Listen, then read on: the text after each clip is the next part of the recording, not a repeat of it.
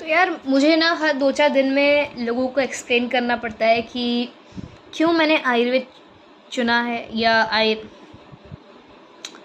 तो यार हर 2-4 दिन में ना मुझे लोगों को एक्सप्लेन करना पड़ता है कि क्यों मुझे आयुर्वेद ही पढ़ना है, क्यों एमबीबीएस नहीं करना है।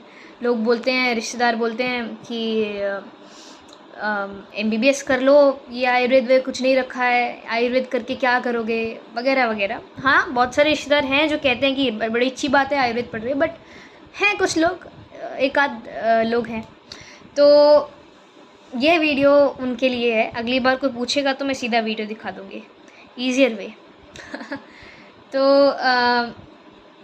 सबसे ऐसे वैसे तो बहुत सारे रीज़न्स हैं मेरे पास आयुर्वेद को चुनने के, पर एक चीज़ मैं हाईलाइट करना चाहती हूँ कि आजकल बहुत सारे स्टूडेंट्स हैं जो आयुर्वेद पढ़ना चाहते हैं, 9th 10th 11th 12th इन क्लासेस के, और जो इस बैच में एनरोल करेंगे, लाइक 2022 बैच में एनरोल करेंगे, वो भी बहुत सारे बच्चे हैं जो आयुर्वेद का जो ये बहुत बड़ा अभी मूवमेंट चल रहा है, इस मूवमेंट से प्रभावित होकर आयुर्वेद पढ़ना चाहते हैं।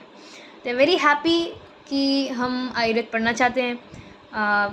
उनके मुख से सुनने को ये मिलता है कि आयुर्वेद तो महान है, आयुर्वेद हमारी धरोहर है, आयुर्वेद हमारे देश का गौरव है, आयुर्वेद हमारे भारत की चिकित्सा पद्धति है, तो आयुर्वेद महान है, इसीलिए हमें आयुर्वेद पढ़ना है। मेजरली दे आर मोर मतलब वो इस मूवमेंट से बहुत प्रभावित हैं जो मोदी जी ने चलाया है, जो आयुष मिनिस्ट्री के द्वारा चल रहा है। पर उनसे अगर ये बात पूछो कि क्या आपको आयुर्वेद के बारे में पता है कुछ थोड़ा बहुत, क्या आपको त्रिदोष क्या होते हैं ये पता है, क्या आपको ये पता है कि आयुर्वेदिक सिद्धांत क्या होते हैं, दे हैव नो आंसर। उन्होंने आयुर्वेद को जाना नहीं है। पर मेरा ये पर्सपेक्टिव रहता है कि before stepping into one thing, क्योंकि मैं कुछ चीज़ करती हूँ तो उसको 100% डिवोट होकर करती हूँ, B it anything, literally anything, कुछ भी हो वो, मैं उसको 100% देती हूँ, नहीं तो मैं उस चीज़ को कर नहीं सकती, मैं कर ही नहीं, अंदर से मेरा हो नहीं पाता। तो मैंने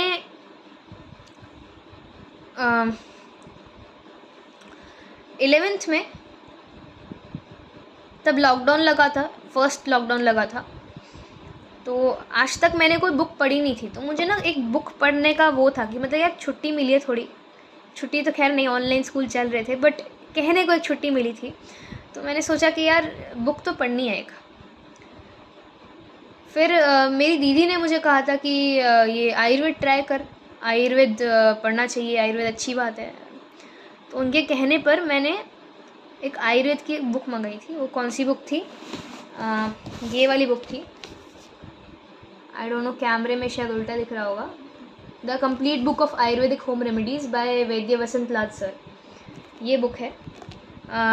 ये इतनी सिंपल लैंग्वेज की बुक है कि 5वीं क्लास का बच्चा भी इसको पढ़ेगा तो उसको बहुत आसानी से समझ आ जाएगी। बहुत इजी लैंग्वेज, बहुत सिंपल इंग्लिश, बहुत इजी टू अंडरस्टैंड बुक है, और बहुत डेप्थ वाली बातें इसमें लिखी हुई हैं फॉर अ बिगनर ऑब्वियसली। तो ये बुक आधी पढ़ने के बाद, एक्चुअली शुरू करने के बाद, ये बुक 3-4 पेज मैंने पढ़े थे एंड आई वाज लाइक कि भाई मिल गया मुझे जो चाहिए था, मुझे एग्जैक्टली यही चीज़ चाहिए थी और मुझे मिल गई है जो मुझे करना था। कुछ समय पहले मुझे न्यूट्रिशनिस्ट बनना था, क्योंकि मुझे डाइट, लाइफस्टाइल, ये सब चीज़ों में बड़ा इंटरेस्ट था। किसी ने मुझे बोला कि इसका इंडिया में कोई स्कोप नहीं है, तो मैंने सोचा यार कुछ और करते हैं, फिर सोचते हैं। तो जब ये मुझे आयुर्वेद मिला, इसमें सब कुछ है, like I can be a doctor, I can be nutritionist, I can be मैं सब कुछ कर सकती हूँ यार। मैं इनफैक्ट इवन ऑर्गेनिक फार्मिंग कर सकती हूँ यार, इतना सही चीज़ है ये। तो सबसे अच्छी चीज़ जो मेन रीज़न है आयुर्वेद चुनने का, या आयुर्वेद को मतलब 100% मैं बिलीव करती हूँ आयुर्वेद में, ऐसा क्यों है? क्योंकि अगर मुझे किसी व्यक्ति को, मैं एग्जांपल ले रही हूँ, अगर मुझे किसी व्यक्ति को एक्सप्लेन करना है कि हार्मोन क्या होता है, I can't do it without taking that person to a lab. उस लैब में उनको माइक्रोस्कोप के अंदर ये दिखाकर कि देखो भाई ये होता है हार्मोन। इसके अलावा मेरे पास और कोई ऑप्शन नहीं है। अब आप बोलोगे कि थियोरेटिकली तो एक्सप्लेन कर सकते हैं, बट कैसे करेंगे मैं बताती हूँ। मैं बोलूँगी किसी को कि हार्मोन होता है एक प्रोटीन का स्ट्रक्चर, तो बोलेंगे प्रोटीन क्या होता है? प्रोटीन अमीनो एसिड का एक पॉलीमर होता है। अमीनो एसिड क्या होता है? अमीनो एसिड जैसे glutamic acid.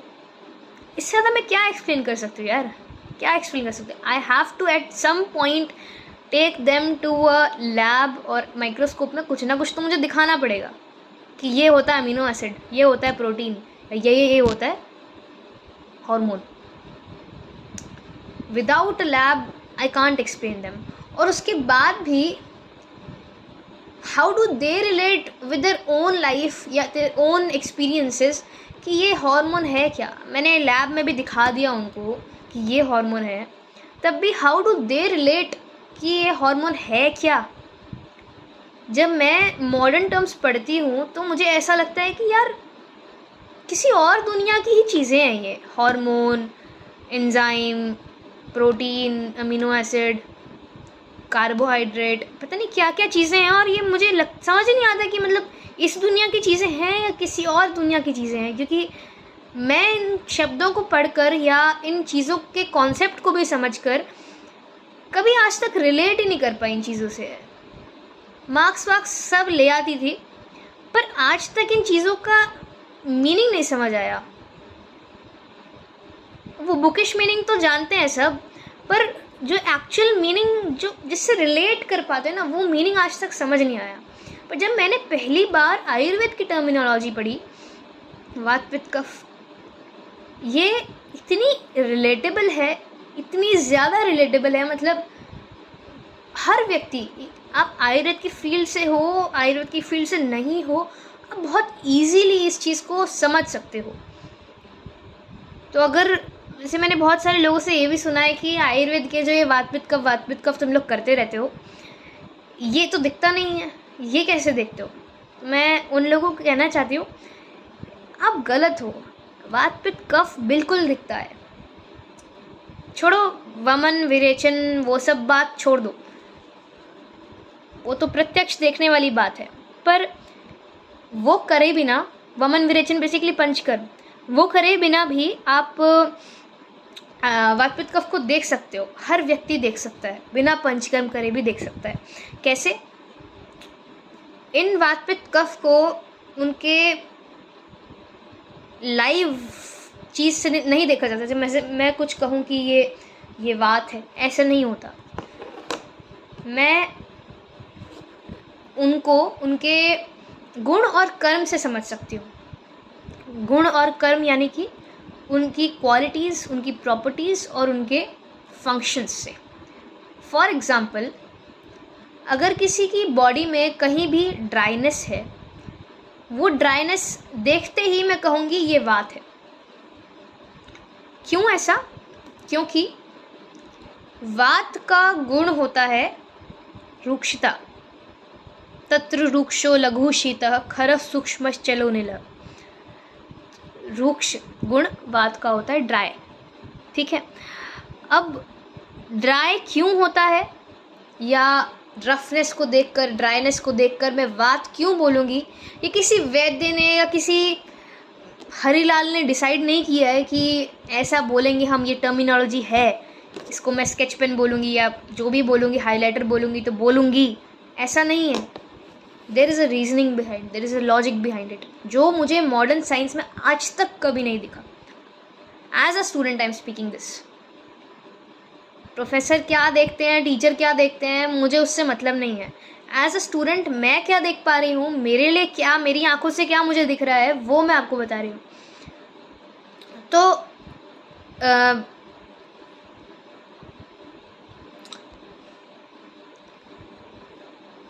As a student मुझे आयुर्वेद में जब कहीं भी ड्राइनेस दिखती है, वो वहाँ वात दिखता है। उसके पीछे लॉजिक क्या है कि वात दोष बना है वायु और आकाश से।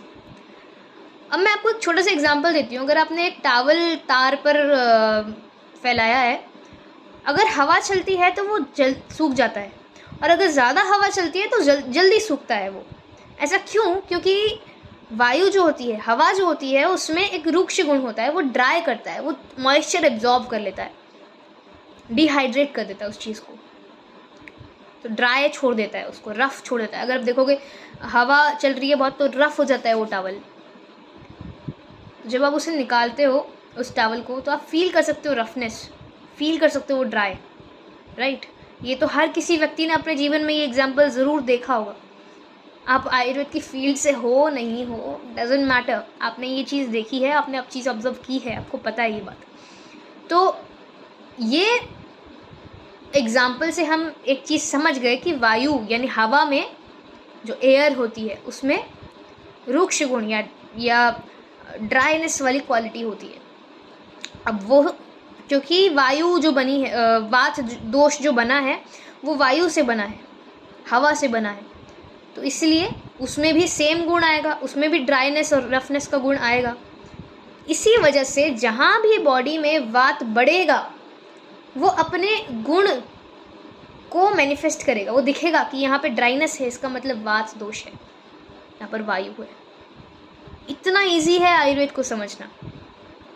आई एम प्रिटी श्योर कि जो अगर कोई भी अगर नॉन आयुर्वेदिक व्यक्ति इस वीडियो को यहाँ तक देख रहा है, आई एम प्रिटी श्योर आपको बहुत इजीली समझ आ गया होगा वायु क्या है, just a small part of it at least. इस तरह से आयुर्वेद को समझा जाता है। कौन ऐसा व्यक्ति है जो इतने सिंपल एग्जाम्पल से आयुर्वेद को नहीं समझ पाए? मैं प्रोटीन के बारे में बताने बैठूँ, हार्मोन के बारे में बताने बैठूँ, नींद आ जाएगी। आप रट लोगे हर चीज़ को, पर समझ उसको समझा जा ही नहीं सकता। बहुत लोग बोलते हैं, जैसे साइंस वाले लोग होते हैं, मॉडर्न साइंस वाले बोलते हैं कि समझ के पढ़ो, समझ के पढ़ो। अरे समझने लायक कुछ है ही नहीं उसमें। There is no concept behind anything. Physics जिस तरह से लॉजिकल है, मैथ्स जिस तरह से लॉजिकल है, बायोलॉजी उस तरह से लॉजिकल नहीं है। There is no concept behind it. As a student I am saying this.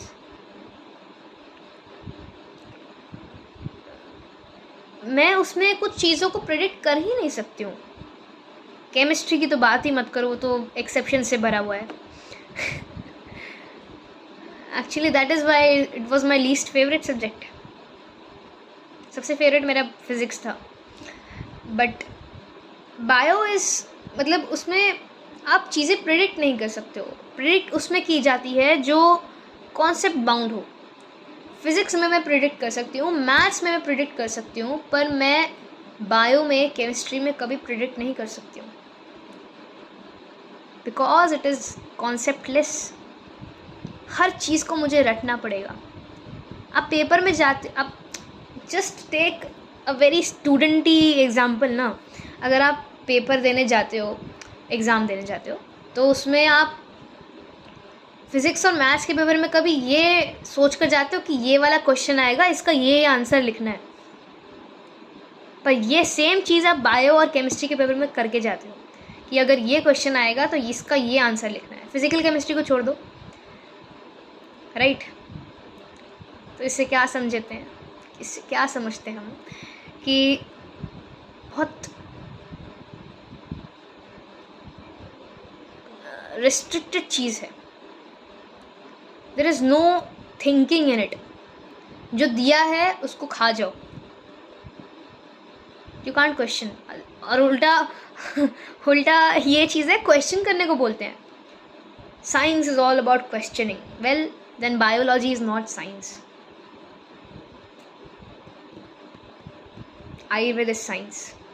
It's all about questioning. पता नहीं कहाँ से ये लोग बोलते हैं कि आयुर्वेद में क्वेश्चन नहीं कर सकते। ये अष्टांग हृदय के उत्तर स्थान में श्लोक नंबर आई डोंट रिमेंबर 59, 58 ऐसे कुछ श्लोक है। उसमें अग्निवेश पूछते हैं, जो आयुर्वेद के सबसे बड़े स्टूडेंट हैं, सबसे बेस्ट स्टूडेंट हैं वो पूछते हैं अपने गुरु से, आत्रेय से पूछते हैं कि ये आयुर्वेद के बिना भी बहुत सारे लोग ठीक हो जाते हैं और आयुर्वेद यूज़ करने के बाद भी बहुत सारे लोग ठीक नहीं होते, तो क्या ये आयुर्वेद असल में कुछ काम करता है या नहीं करता? इतना बड़ा क्वेश्चन, इतना बड़ा सवाल, आयुर्वेद के अस्तित्व पर सवाल उठा दिया। सबसे बेस्ट स्टूडेंट माने जाते हैं अग्निवेश, उनको सबसे पहले और सबसे बेस्ट स्टूडेंट, उन्होंने आयुर्वेद पर ही सवाल उठा दिया। इस तरह की फ्रीडम आयुर्वेद में है हमारे पास क्वेश्चन करने की। कॉलेज में प्रोफेसर्स ये परमिशन नहीं, ये फ्रीडम देते हैं या नहीं, that is not something that I can answer, but Ayurveda ये फ्रीडम देता है to question any and everything possible. You can question everything. Ayurveda तक पर सवाल उठा दिया। क्या ये कोई मॉडर्न साइंस के साथ कर सकता है? नहीं कर सकता,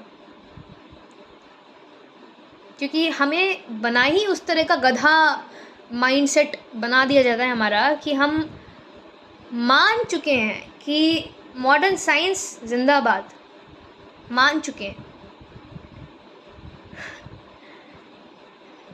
मतलब अजीब सी चीज़ है यार। मतलब हम आयुर्वेद को सुनते ही क्वेश्चन करने लगते हैं, आयुर्वेद क्यों, आयुर्वेद ऐसे, आयुर्वेद रिलीजन, आयुर्वेद स्पिरिचुअलिटी, आयुर्वेद ये, आयुर्वेद वो, Ayurveda pseudo science, Ayurveda non scientific, Ayurveda quackery, पुरानी चीज़ है। अरे पुरानी नई से क्या फ़र्क पड़ता है? अभी देखो ना साइंटिफिक है या नहीं है। आपको साइंस से मतलब है ना, पुराना नया क्यों ले आते हो बीच में?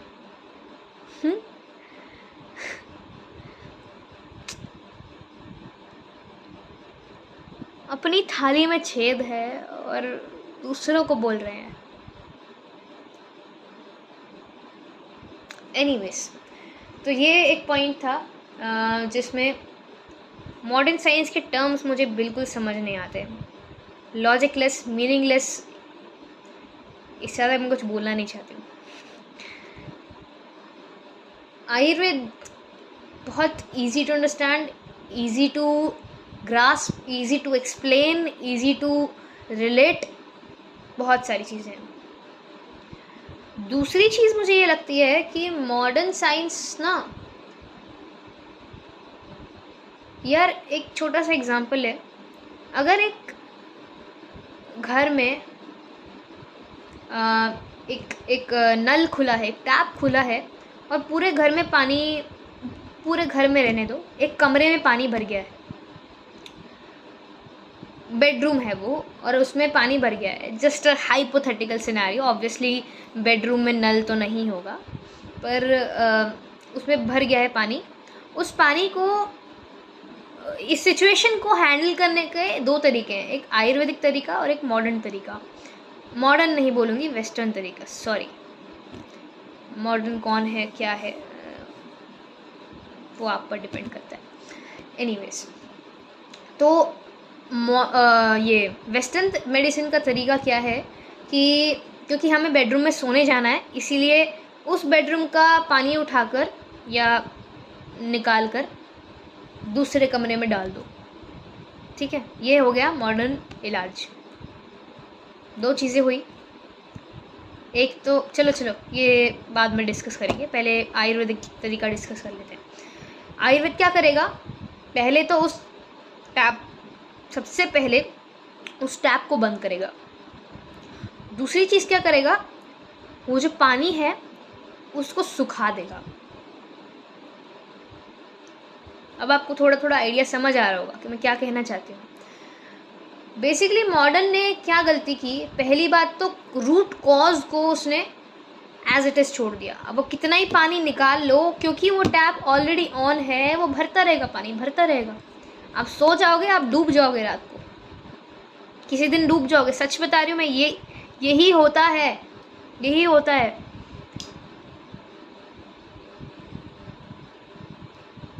आप किसी बीमारी को आर्टिफिशियली सप्रेस कर रहे हो, वो जो सिम्टम्स आप सप्रेस कर रहे हो वो सिम्टम्स किसी बहुत भयंकर कुछ चल रहा